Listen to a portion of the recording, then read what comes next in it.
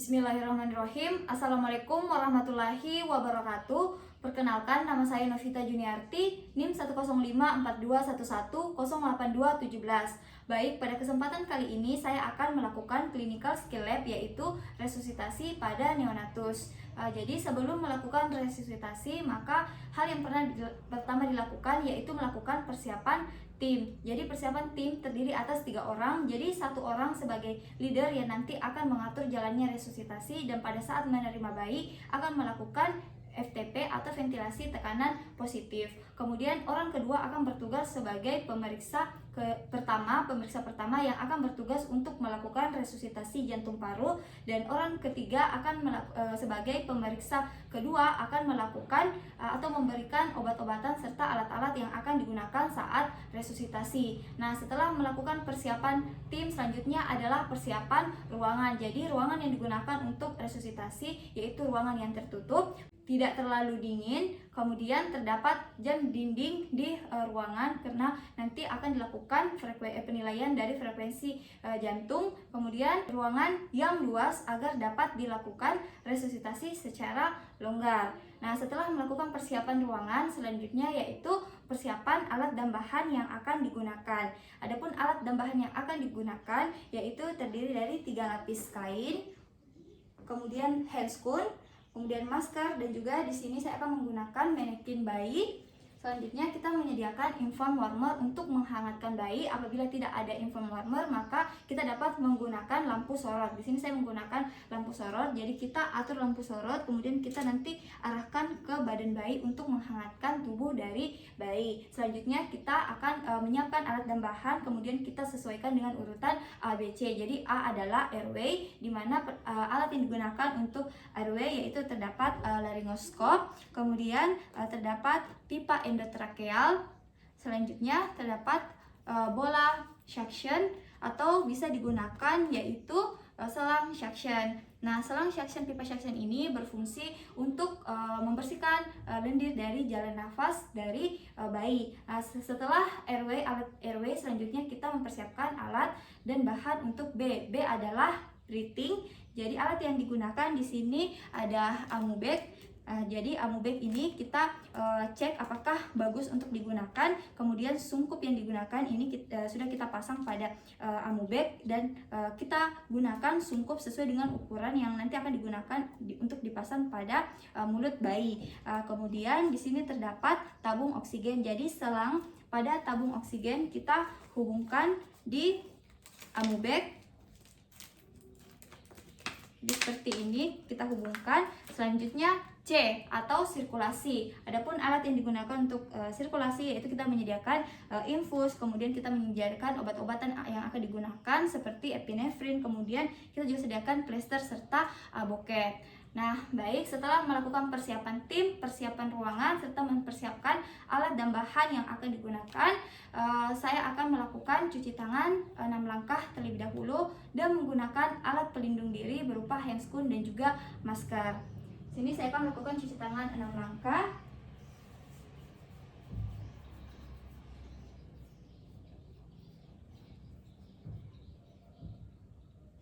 Selanjutnya menggunakan masker.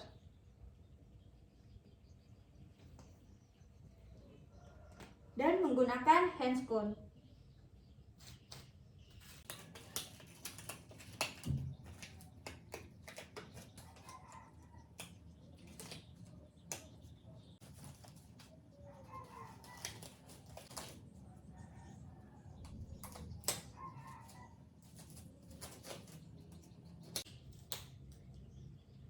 Baik, setelah menggunakan alat pelindung diri, selanjutnya kita mempersiapkan kain untuk yang akan digunakan untuk alas dari bayi. Jadi kita siapkan 3 kain, di mana kain pertama ini kita letakkan sebagai alas, diletakkan di bagian bawah.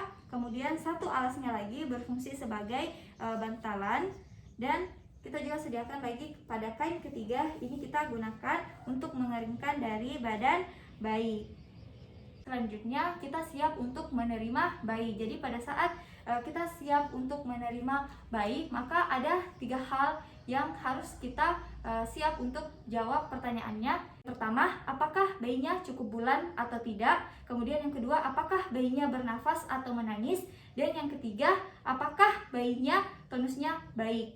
Nah, apabila ketiga pertanyaan ini jawabannya adalah ya, maka kita bisa meletakkan bayi dan langsung mengeringkannya. Namun, apabila ketiga pertanyaan tersebut punya jawabannya tidak, maka kita melakukan langkah awal.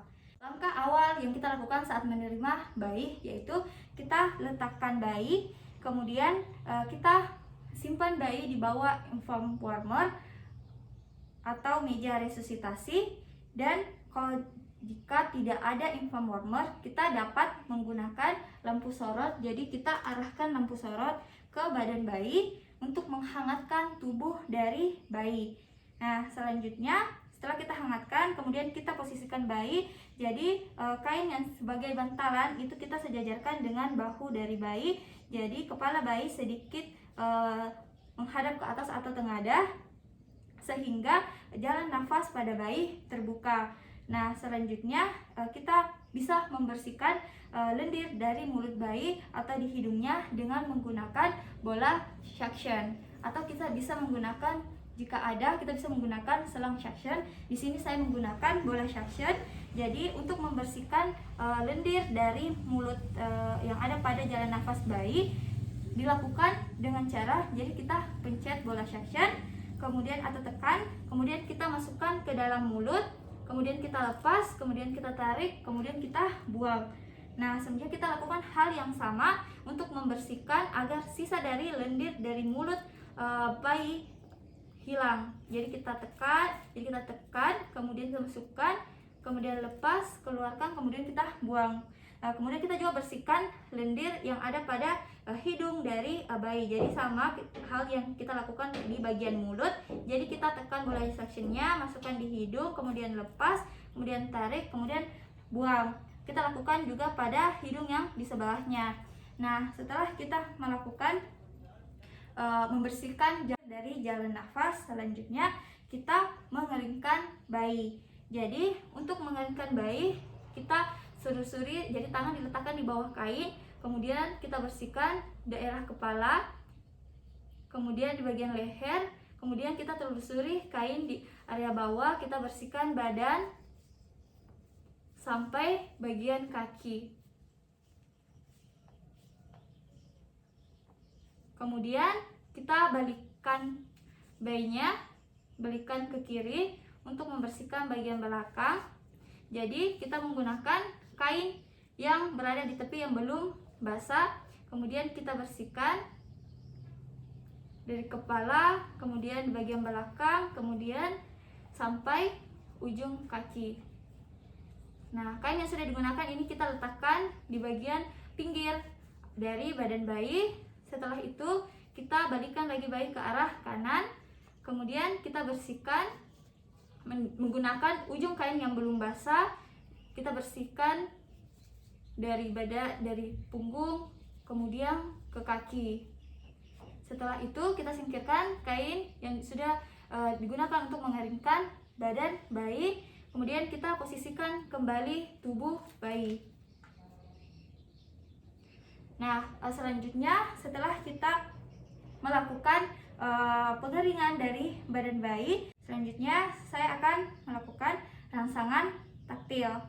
Saat mengeringkan badan bayi, merupakan salah satu cara untuk merangsang bayi agar menangis. Selain itu, kita juga dapat melakukannya dengan cara kita melakukan rangsangan di bagian jari-jari dari bayi agar bayinya menangis. Setelah kita melakukan rangsangan taktil di bagian kaki, selanjutnya kita memposisikan kembali dari posisi dari bayi. Apabila bayinya bergeser, maka kita posisikan, jadi kain yang digunakan sebagai penyangga kita sejajarkan dengan bahu dari bayi. Setelah itu bayi kita bungkus agar tidak kedinginan. Jadi kita bungkus tapi tidak menutupi dada, hanya di bagian kaki saja.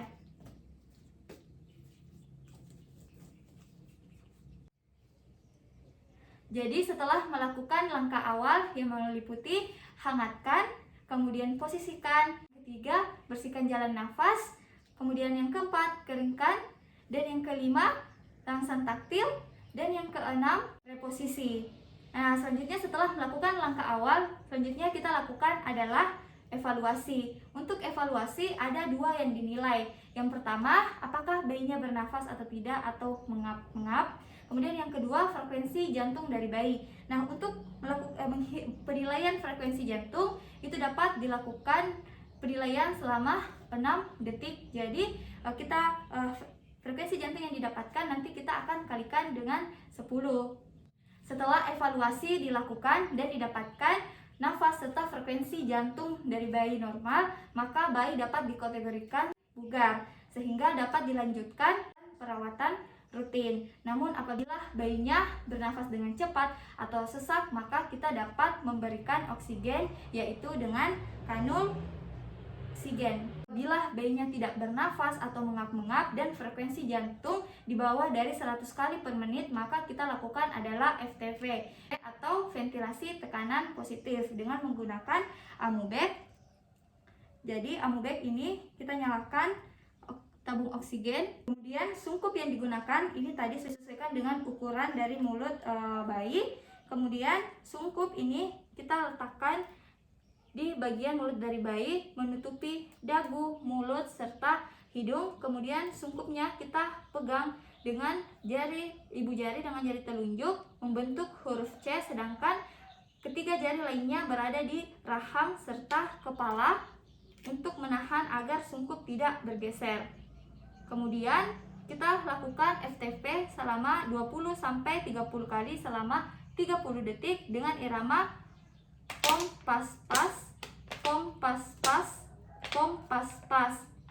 Nah, setelah itu kita lakukan lagi penilaian frekuensi jantung ketika kita sudah melakukan FTP selama 20 detik. Maka kita lakukan penilaian frekuensi jantung bisa dengan menggunakan stetoskop atau bisa juga dengan memegang tali pusat dari bayi. Kemudian kita lakukan penilaian selama 6 detik. Hasil yang didapatkan nanti akan dikali dengan 10. Jika frekuensi jantung didapatkan 100 kali per menit, maka bayi dikategorikan bugar dan dapat dilanjutkan perawatan pasca resusitasi. Namun apabila didapatkan frekuensi jantung di bawah dari 100 kali per menit, namun masih di atas 60 kali per menit, maka kita lakukan perbaikan ventilasi. Perbaikan ventilasi dengan singkatan SR-IPTA. Jadi S adalah sungkup, jadi kita perbaiki sungkup, apakah sungkupnya sudah terpasang dengan baik. Jadi kita pastikan sungkupnya menutup bagian dagu, mulut, dan juga hidung. Selanjutnya R. R adalah reposisi. Jadi kita reposisikan tubuh dari bayi apabila bergeser. Jadi pastikan pundaknya sejajar dengan bantalan yang ada di bagian belakang dari bayi. Kemudian I. I adalah isap lendir. Jadi apabila masih ada lendir yang terdapat dalam mulut bayi, maka kita bersihkan dengan menggunakan bola suction atau menggunakan selang suction, yaitu dengan cara tekan bola suction, masukkan ke dalam mulut, kemudian lepas, kemudian tarik, kemudian buang. Kemudian B atau buka mulut sedikit. Selanjutnya adalah T, yaitu tekanan ventilasi dinaikkan. Selanjutnya adalah A atau alternatif dapat dilakukan tracheostomy untuk membuka jalan nafas. Setelah itu kita lakukan FTP selama 30 detik dengan harapan kita sudah melakukan koreksi FTP. Kemudian kita melakukan evaluasi untuk menilai frekuensi jantung. Apabila didapatkan pada penilaian setelah evaluasi dapatkan frekuensi jantung kurang dari 60 kali per menit, maka dilakukan FTP dan juga kompresi dada. Untuk kompresi dada, di sini saya akan berperan sebagai leader, kemudian dibantu oleh 2 pemeriksa. Jadi pemeriksa pertama akan melakukan RJP atau resusitasi jantung paru, sedangkan pemeriksa kedua nanti yang akan memberikan alat yang akan digunakan serta memberikan obat-obatan. Jadi saya sebagai leader berada di atas kepala dari bayi dan nanti akan melakukan FTP. Selanjutnya di sini saya seolah-olah berperan sebagai pemeriksa pertama yang akan melakukan RJP, di mana untuk melakukan RJP atau kompresi dada dapat dilakukan dengan dua cara. Jadi yang pertama kita bisa menggunakan dua jari telunjuk dan juga jari tengah, yang kemudian kita tarik garis khayal dari papila mama, kemudian di atas dari processus sifoideus, kemudian tangan yang satunya berada di bagian belakang dari tubuh bayi. Kemudian kita lakukan kompresi dada 3:1, jadi 3 kali kompresi dan 1 kali FTP. Yang dilakukan FTP-nya dilakukan oleh leader. Kita lakukan kompresi dada selama 60 detik. Cara yang kedua yaitu kita dapat menggunakan ibu jari. Kedua ibu jari, jadi ibu jari kita letakkan di atas, di bawah dari garis khayal, sedangkan tangan yang lainnya, jari yang lainnya berada di bagian bawah. Kemudian kita lakukan kompresi dada 3:1, 1, 2, 3, kemudian 1 kali FTP yang dilakukan oleh leader.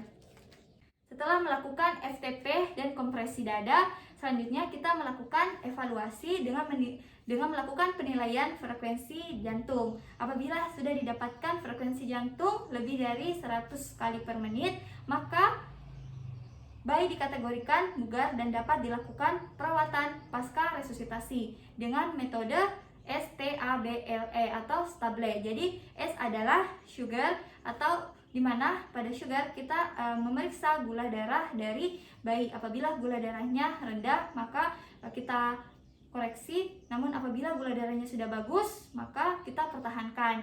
Kemudian T adalah temperatur, jadi suhu bayi berada sekitaran 36,5 derajat Celcius sampai 37,5 derajat Celcius. Kemudian A adalah airway, jadi kita pastikan bahwa bayi sudah bernafas dan tidak ada lagi lendir yang menghambat jalan nafas. Kemudian B adalah blood pressure, jadi untuk tekanan darah kita dapat melakukan CRT atau capillary red time, di mana kita dapat melakukan tekanan pada dada selama 5 detik, kemudian kita tunggu sampai 3 detik. Apabila CTR-nya kurang dari 3 detik, artinya CTR-nya baik. Selanjutnya adalah L adalah laboratorium, jadi kita melakukan pemeriksaan darah lengkap dan juga kultur darah. Kemudian E atau emotional support, jadi kita memberikan dukungan kepada keluarga pasien dan memberikan masukan kepada keluarga pasien jika dibutuhkan. Baik, setelah melakukan resusitasi kepada neonatus, selanjutnya saya akan melakukan cuci tangan 6 langkah kembali. Jadi kita lepas handscoon, kemudian kita buang di tempat sampah medis. Kemudian kita juga lepaskan masker dan melakukan cuci tangan kembali setelah resusitasi 6 langkah.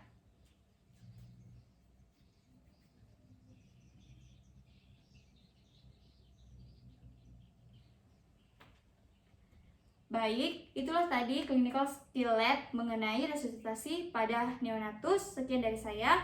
Billahi fisabilil haq, fastabiqul khairat. Wassalamualaikum warahmatullahi wabarakatuh.